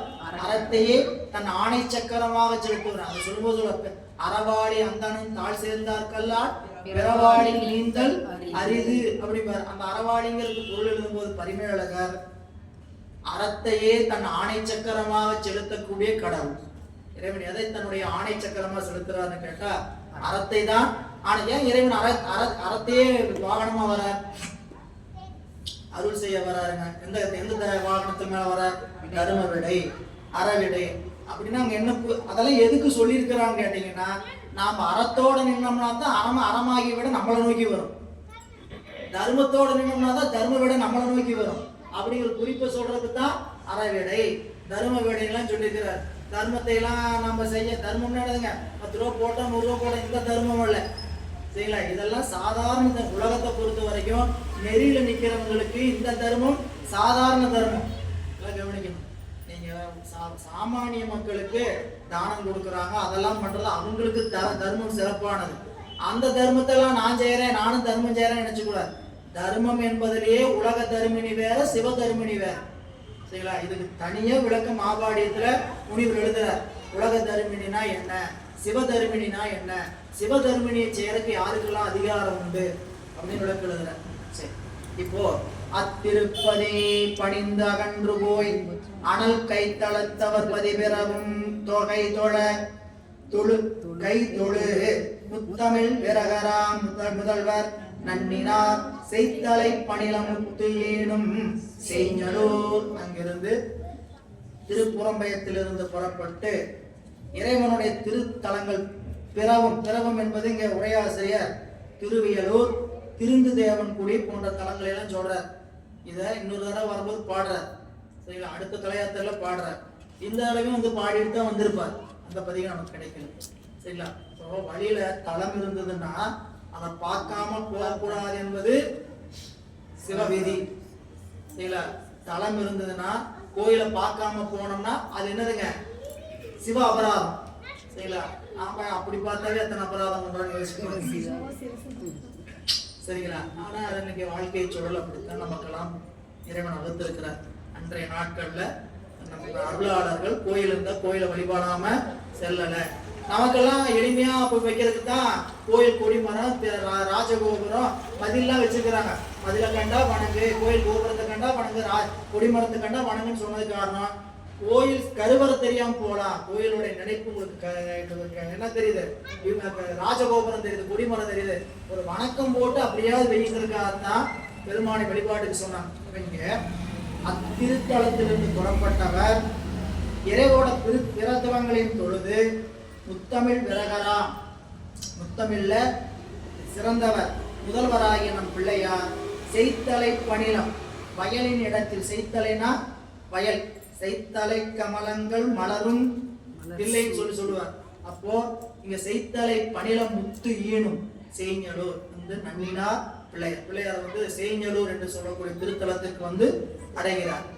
திருமலி புகழி மண் சேர, திருமலி புகழி மண் சேர செய்ஞலூர் அருமறையவர் பதி அலங்கரித்து முன் பெருமறையுடு முழவு ஒளி பிறங்கவே வருமுறை எதிர்வட வந்து முந்தினார். திருமலி மிக திருமலிங்கிறதுக்கு என்னங்க பாருங்க, திருமிக, மலினா மலிந்து கிடக்குது. சரிங்களா? மலிந்து அப்படின்னா மிகுந்து கிடக்குது, ரொம்ப மலிவா கிடைக்குதுன்னு சொல்றோம்ல, அதாங்க மலி. திருமலி அப்படின்னா திருமிகுந்து இருக்கக்கூடிய புகழினுடைய மன்னராகிய பிள்ளையார் செய்ஞலூர் சேர, செய்ஞலூரில் இருக்கக்கூடிய மறையவர்கள் எல்லாம் அந்த திருத்தலத்தை அலங்கரித்து பிள்ளையாரை பெரும் மறைகள் பொங்க, முழவு பொங்க, வாத்திய கருவிகள் ஒழிக்க வருமுறை எப்படி வரவேற்க வேண்டுமோ அப்படி எதுகுல முந்தினார். ஞான சம்பந்தரும் நாயனார் சடை தூணரும் தொடையல் முன் சூட்டும் பிள்ளையார் பான்மையில் வரும்பதி என்று நித்தில யானமும் இழிந்து எதிரிறைஞ்சி எய்தினார். செய்ஞலூர் தங்களை அன்புடன் வரவேற்கிறது அப்படின்னு சொன்ன இடத்தை பார்த்தார் பிள்ளையார். சிவசிவா, சண்டீச நாயனார் திருவதாரம் செஞ்ச தலமாச்சே, நம்ம இப்ப சண்டீச நாயனாருக்கு சாமி திருமுடியில மலர் சூட்டின தலமாச்சே, இந்த தலத்துக்குள்ள போய் பல்லாக்கில் ஏறி போலாமா? பல்லாக்கு இறக்குங்க, நிறுத்துங்க, நான் இறங்கி நடந்து வரேன் அப்படின்னு எல்லையிலிருந்து நடக்க தொடங்கிறார். அதான் இரண்டாவது சொல்றார், தூண் அரும் தொடையல் முன் சூட்டும் பிள்ளையார். அவர் யாருங்க? சண்டீச பிள்ளையார். சாமிக்கு மூத்த பிள்ளையார் ஒண்ணு, இளைய பிள்ளையார் ஒண்ணு, சண்டீச பிள்ளையார் ஒண்ணு, பைரவ பிள்ளையார் ஒண்ணு, நம்மளுடைய திருஞான சம்பந்த பிள்ளையார் ஒண்ணு. இத்தனை பிள்ளைகள் இருக்கிறாங்க. நம்ம எல்லாம் பிள்ளைதான், ஆனா புராணத்தில் சொன்ன பிள்ளை 5 பேர். சரிங்களா? அப்படி இங்க தூணரும் தொடையல் சூட்டும் பிள்ளையார். அதான் நம்மளுக்கு சண்டீச நாயனாரோட புராணத்துல பார்த்தோம். அண்டர் பிரானும் தொண்டர் தமக்கு அதிபனாக்கி குண்டகலமும் உடுப்பனவும் சூடவனும் உனக்கான் தந்து சண்டீசனமா பதம் தந்து குண்டர் மதிசல் சடைக்கொண்டை மாலை வாங்கி சூட்டினார். யாரும் சண்டீசரோட பாட்டை படிக்கவில்லையாட்டு போசையில. சரிங்களா? அது ஒரு பாட்டை படிச்சு ஒரு பாட்டு மனப்பாடம் ஆயிடுச்சுன்னா அடுத்த பாட்டுக்கு போயிடணும். பாட்டுக்கு பாட்டு மாறிட்டே இருக்கணும். சரிங்களா? இப்ப நீங்க எப்பயும் தலைத்ததோ சொல்றீங்களா, தாதையை தாளா வீசி சொல்றீங்களா, இந்த பாட்டு நல்லா வருதா, தாதையை தாளா வீச நிக்க கொண்டதுன்னு தினமும் கோசையில சண்டீசனாக போன பாடமா வேண்டாமா? சண்டீசன் மலர் வச்சு தோவதையும் காமிக்கும் போது பாடமா வேண்டாமா? பாட்டை மாத்துங்க. பாட்டை மாத்திரம் அடுத்த பாட்டு மனப்பாடமாகுது. இல்லை, இதைத்தான் அப்படியே செஞ்சுக்கிட்டே போகணும். ஒரு பாட்டா படிச்சதே போதும்னு வச்சுக்கிட்டா படிச்சதே போதும். உலக வாழ்க்கை அப்படியே வாழணும். கிடைச்சதே போதுன்னா இருக்குது, கிடைச்சதே போதுன்னா வாழணும். அடுத்த வேணும் வேணும்னு சொல்ல முடியல. 10,000 வருமானம் 20,000 இந்த பரவாயில்லன்னு தோணும். 20,000 வந்தா 40,000 இந்த பரவாயில்ல தோணும். அதுக்கெல்லாம் போதும்னு புல் ஸ்டாப்பே வைக்கிறது இல்லை. அதிகம் படிச்சா மட்டும் போதும் போதும் போதும் படிச்சுக்கிட்டு. சரிங்களா? இங்க பண்ணி கொடுத்துருங்க. கணித வாத்தியார் ஒருத்தர் தான் 6வது 10வது வரையும் படிக்கணும். கணித நடத்த வந்தாருன்னா கரும்பலைக்கு திரும்பி எழுத ஆரம்பிச்சானா ஒரு சொல்லாம எழுத மாட்டார். சரிங்களா? அதுக்கு படிக்கும்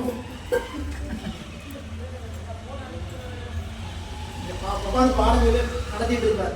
எந்திரிச்சு போய் கணக்கு போர்டில் எழுத போனா எழுத போனான்னு சொல்லிடுறேன், நடத்தி முடிச்சிட்டாரு. இதெல்லாம் புரிஞ்சுதா? அதுக்கு படிக்கணும் அப்படின்னு சொல்லிட்டு தான் எழுதுவார். அப்படி சொல்ற மாதிரி நாம படிக்கணும் இல்லைங்களா? சரி, இங்க வாங்க. இங்க பிள்ளையார் நம்மளுடைய சண்டீச நாயனார் வருகின்ற திருத்தலம் அவனுடைய தலம் என்று எண்ணி பல்லக்கில் இறங்கி திருத்தலத்துக்குள் வரார். மாமறையாளர் பண்புகளில் பிள்ளையார் தாம் எழுந்து அருளிட தங்கள் பிள்ளையார் காமரும் பதியில் வந்து அருளக் கண்டனராம் மகிழ்வுடன் பணிந்து ஆடி ஆர்த்தனர். சண்டீசனா இப்போ பிள்ளையார் வருக, நம்மளுடைய திருஞான சம்பந்த பிள்ளையார் திருத்தலத்துக்கு எழுந்தருன்னு அங்க இருக்கக்கூடிய வரவேற்க வந்த மாமறையாளர் அடியார்கள் எல்லாம் என்ன நினைச்சாங்களா?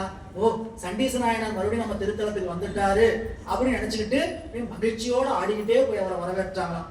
ஆடி ஆர்த்தனர், கழித்தனர், புண்ணிய கரகவாசனீர் தெளித்தனர், பொறிகளும் மலரும் சிந்தினர், துளித்தனர் கண்மலை, சுருதியாயிரம் அளித்தவர் கோயிலுள் அவர் முன்பு ஏதினார். கழித்த கழிப்பு மகிழ்ச்சியினுடைய மிகுதி. புண்ணிய கரகவாசனீர் தெளித்தனர். பிள்ளையார் வருகின்ற தல இடங்கள்ல கரக நீர் என்று சொல்லக்கூடிய கலச நீர்களை எல்லாம் தெளித்தார்கள். வரவேற்பதற்காக பொறிகளும் பொறினா நெற்பொறி, பொறிகளும் மலரும் சிந்தினர், துளித்தனர் கண்மலை, கண்ணீர் சிந்தி வரவேற்றார்கள். சுருதி ஆயிரம் அளித்தவராகிய இறைவனுடைய திருக்கோயிலுள் அவர் முன்பு பெருமான் சென்று பிள்ளையார் சேர்கிறார்.